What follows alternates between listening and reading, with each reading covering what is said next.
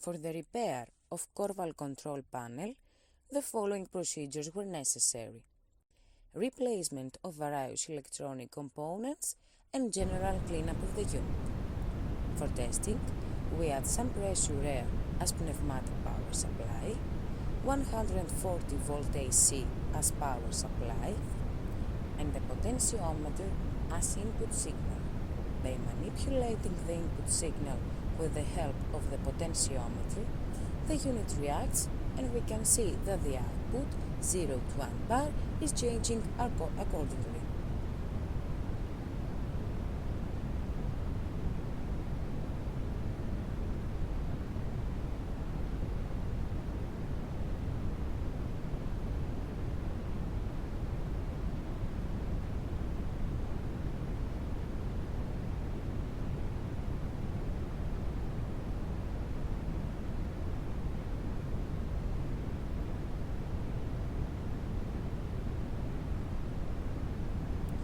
No further testing is possible due to lack of additional units.